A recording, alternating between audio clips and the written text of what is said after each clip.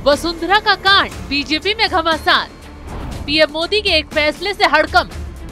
अब वसुंधरा नहीं, ये होगा नया सीएम। नमस्कार, कैपिटल टीवी में आपका स्वागत है और मैं आपके साथ प्रिया बिष्ट।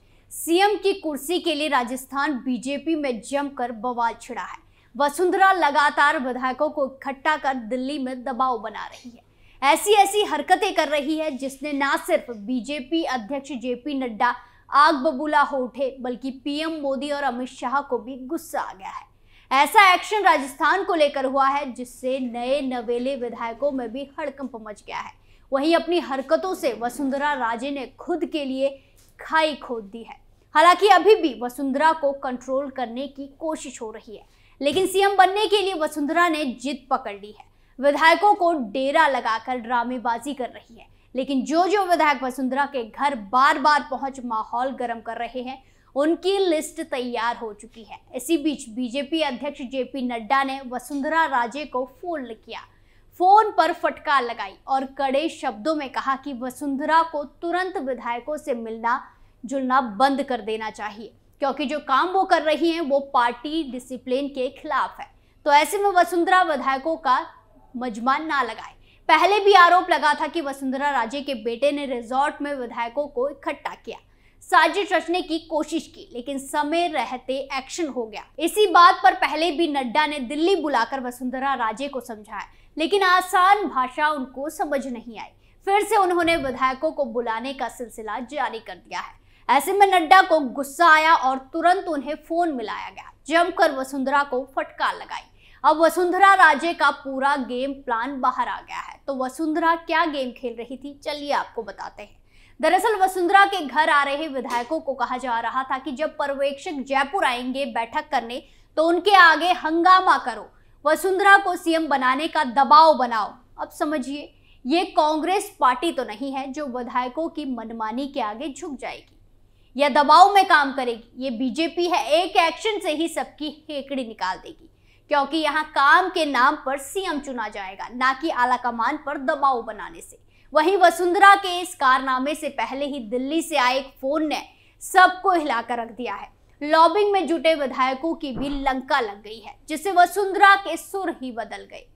अब खबर आ रही है कि वसुंधरा राजे ने जेपी नड्डा शाह से कहा है कि उन्हें 1 साल के लिए सीएम बना दो। अब वो ऐसा क्यों कह रही है, आप गेम समझिए। एक बार जो सीएम बनेगा तो जाहिर सी बात है आसानी से कुर्सी नहीं छोड़ेगा। जैसे कि आपने गहलोत के केस में, छत्तीसगढ़ में बघेल के केस में भी देखा, 5 सालों तक कुर्सी के लिए विवाद ही होता रहा। आखिर में पार्टी गुटबाजी की भेंट चढ़ गई।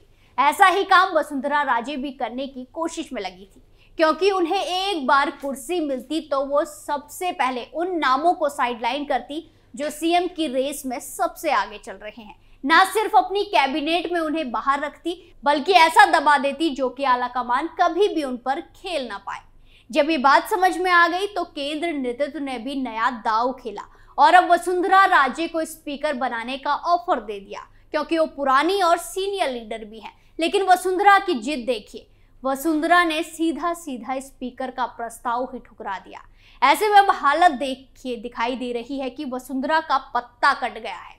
राजस्थान के अंदर नया चेहरा आने वाला है। इसको लेकर अब लोगों का इंटरेस्ट और बढ़ गया है कि आखिर कौन नया मुख्यमंत्री होगा, कौन नया सीएम बनेगा। इसी बीच एक रिपोर्ट आ रही है कि अंदर खाने अभी भी वसुंधरा राजे से विधायक मिल रहे हैं। वसुंधरा राजे अपनी गोटियां सेट करने की पूरी कोशिश में जुटी है। वसुंधरा राजे राजस्थान छोड़ना ही नहीं चाहती, केंद्र में जाना नहीं चाहती। ऐसे में तो अब उनकी मनमानी चलेगी नहीं, क्योंकि बीजेपी बैकडोर वाली पॉलिटिक्स करती है। अभी बीजेपी का जो लीडरशिप है वो जनता, कार्यकर्ताओं और संगठन के ऊपर अपनी राजनीति करता है, फिर चाहे पीएम मोदी हो या फिर अमित शाह। इसीलिए वो लोग जनता के बीच का नेता ही पसंद करते हैं, जिसे साबित हो रहा है कि वसुंधरा राजे का पूरी तरीके से पत्ता कट गया है। और तो और अब राजस्थान में भी वही फॉर्मूला लागू होगा जो छत्तीसगढ़ में लगा। एक तो नया सीएम बनाया जाएगा, साथ में 2 डिप्टी सीएम बनेंगे। वसुंधरा को विद्रोह करने से कुछ हासिल नहीं होने वाला। विद्रोह करके तो खुद उन्होंने अपने पैरों पर कुल्हाड़ी मार ली है। अगर वसुंधरा राजे पार्टी छोड़कर भी जाएंगी तो बीजेपी को कुछ नुकसान नहीं होगा। क्यों? क्योंकि बहुमत से ज्यादा सीटें मिली हैं। विधायकों की संख्या इतनी ज्यादा है 2-4 के जाने से कोई फर्क पार्टी को नहीं पड़ेगा। ऐसे में वसुंधरा अलग रास्ता अपनाएंगी तो साफ दिख रहा है तबाह हो जाएंगी। और वैसे भी जब राजस्थान में नए सीएम का नाम अनाउंस होगा, वसुंधरा राजे गुट के विधायकों को बस एक फोन आएगा और मामला पूरा सेट हो जाएगा। वसुंधरा अकेले खड़ी रह जाएंगी। तो ऐसा करके वसुंधरा ने अपने लिए ही खाई खोद ली है। आगे आगे देखिए पीएम मोदी अमित शाह कैसे वसुंधरा को सबक सिखाते हैं, क्योंकि दिल्ली में तगड़ी रणनीति पर काम चल रहा है। इसी के साथ सीएम रेस की लिस्ट में शामिल दिया कुमारी भी काफी एक्टिव मोड में नजर आ रही हैं। जयपुर की विद्याधर नगर विधानसभा सीट से नवनिर्वाचित विधायक दिया कुमारी का एक दबंग अंदाज वाला वीडियो सोशल मीडिया पर वायरल हो रहा है। वीडियो में बीजेपी की महिला विधायक पुलिस अधिकारियों को फोन पर हड़काते हुए नजर आ रही है। महिला बीजेपी विधायक पुलिस अधिकारियों को ये बोल रही है कि अशोक गहलोत ने इन्हें लगाया है, लेकिन 4 दिन में बीजेपी की सरकार आ रही है, हटेंगे आप यहाँ से, ऐसी जगह जाएंगे कि पता भी नहीं पड़ेगा कि कहां गए। ये वायरल वीडियो जयपुर के झोटवाड़ा पुलिस थाने का बताया जा रहा है। यहाँ एक 8 साल की बच्ची के साथ गलत काम हुआ। इसको लेकर पीड़िता के पिता ने झोटवाड़ा पुलिस थाने में शिकायत दर्ज कराई। कार्रवाई में देरी होने पर विधायक दिया कुमारी भड़क गई और पुलिस अधिकारी को तुरंत कार्रवाई को लेकर फटकार लगाई। दिया कुमारी का एक्शन मोड इशारा दे रहा है कि वो राज्य में तेजी से काम करने के लिए मैदान में उतर गई है, और यही चीज पीएम मोदी हो या अमित शाह सबको पसंद आ रही है। वैसे भी काफी वक्त से कयास लगाए जा रहे हैं कि दिया कुमारी को इस बार सीएम बनाया जा सकता है, और ये कयास तब और पक्के हो गए जब दिया कुमारी ने सांसदी से इस्तीफा दिया। वैसे भी चुनावों के वक्त भी पीएम मोदी की तमाम रैलियों में दिया कुमारी को आगे देखा गया। वसुंधरा की जगह दिया कुमारी ही हर सभा में मोर्चा संभालती दिखाई दे रही थी। तो ऐसे में अब कहा जा रहा है कि दिया कुमारी का टिकट कहीं ना कहीं पक्का हो सकता है।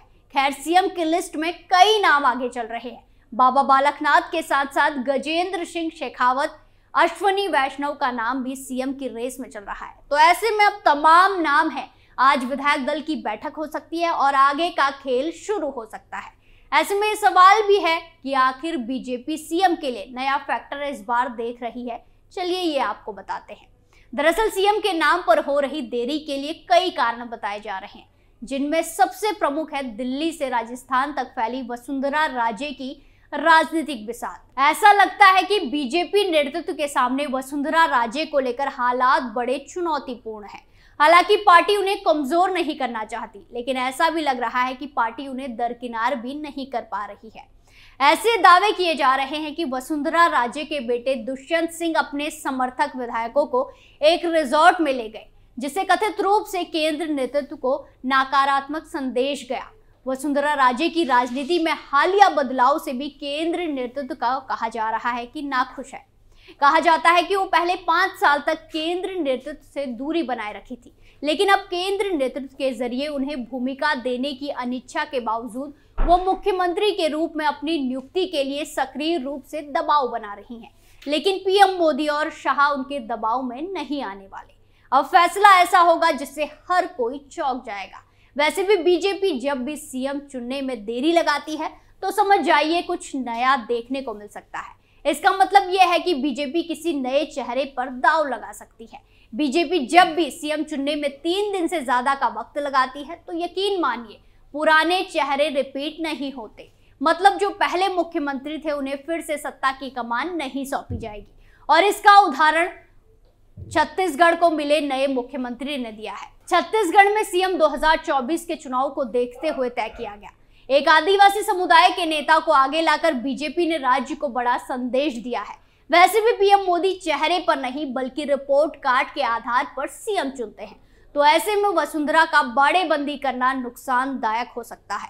राजतिलक में फिलहाल के लिए इतना ही। बाकी तमाम खबरों के लिए देखते रहिए कैपिटल टीवी। नमस्कार।